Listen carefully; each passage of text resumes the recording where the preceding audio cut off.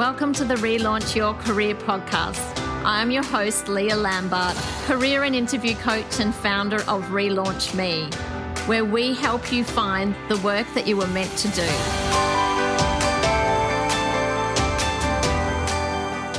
Hello and welcome to episode 27 of the Relaunch Your Career podcast. I am your host, Leah Lambart, and today I am recording on a pretty dreary Melbourne day. So for the first time in a couple of weeks, I'm actually not that disappointed about being locked up because it's pretty miserable out there. In today's episode, I'm keen to talk to you about transferable skills. And in the current job market and in the job market post-COVID, it's going to be particularly important for many people to be able to clearly identify what their transferable skills are and to be able to articulate those both in interviews but also on their application documents, in their cover letters and their resumes. And we've been talking to a lot of clients in the last couple of weeks who have been forced to consider a career change as the result of COVID. Some of those are coming out of industries such as travel, tourism, events, hospitality, obviously, and entertainment.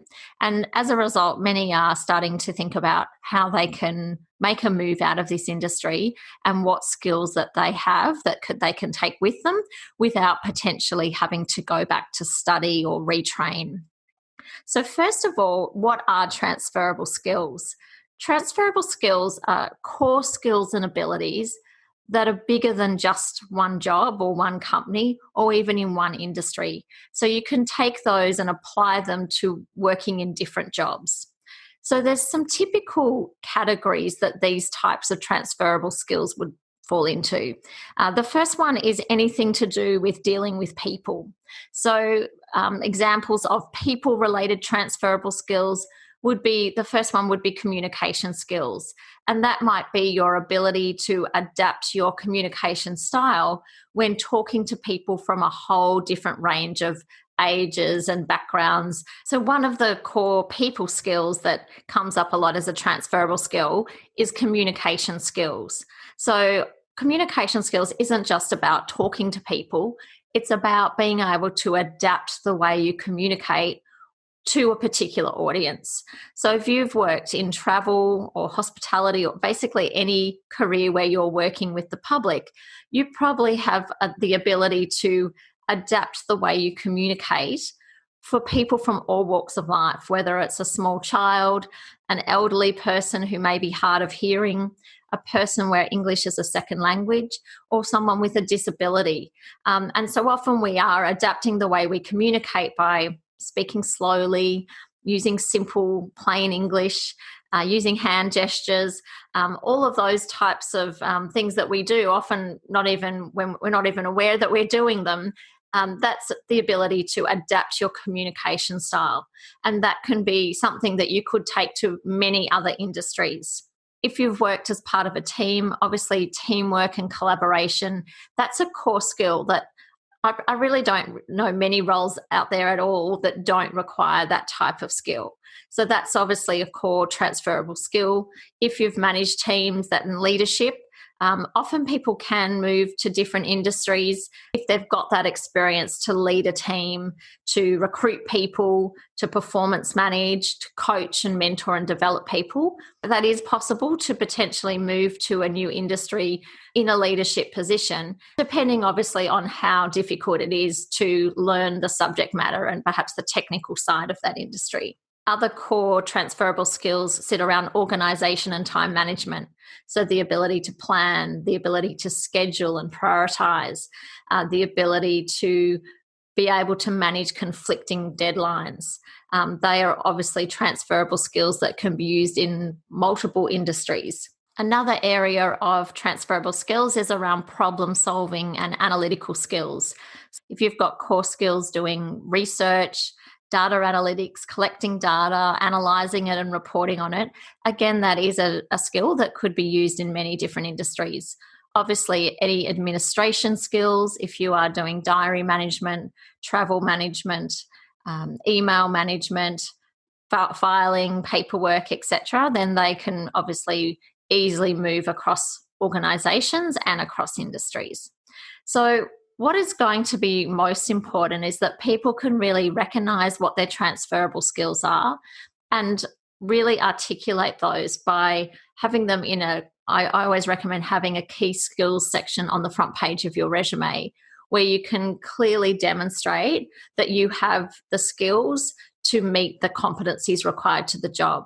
So even if you don't have the specific industry experience, it's up to the candidate to make the link, to let the employer or the recruiter see that you can do this job, even though you haven't perhaps worked in that industry before. Often some of the technical side of the role can easily be trained. So if there is a need for people to work in that area, they can often train you up and you can upskill and learn the technical side, but it's the core skills often that are most important at the end of the day. So where should you have your transferable skills? So as I mentioned before, definitely in your resume. We would always recommend that when you write your cover letter, when our resume writers write cover letters for people, they would always mention some of the core competencies or skills in that cover letter. Likewise, it's really important that you can articulate your transferable skills in an interview. So what's going to be really important in interviews, as I've spoken about before, is understanding the core competencies and skills required to do the job and having very specific examples of where you have demonstrated those skills in the past. So the example I was talking about before with communication skills, being able to really spell out how you might have adapted your communication when talking with a particular person from the public in a previous role, to demonstrate to the interviewer that you are able to do that, even though you may have not worked in that work environment. So I just want to give you an example of, I was working with a client recently who I was coaching for emergency services firefighting interview coaching session. And he had actually come from a background working as a tour guide. So he was a little bit stumped as to what his transferable skills were. He came up with a couple of them. So things like teamwork, manage teams on these tours. So leadership was another one that he'd come up with. We also talked about, obviously, the one that I mentioned before, communication skills. So when he was running these tours up in the Northern Territory, the majority of the passengers were non-English speakers. So he had this tremendous ability to be able to adapt the way he could communicate, particularly around quite complex things such as safety guidelines when they were going on difficult hikes, around things that were happening in the campsite. So he had to really adapt and use the right language and be able to articulate these things, because otherwise these people would be potentially in danger.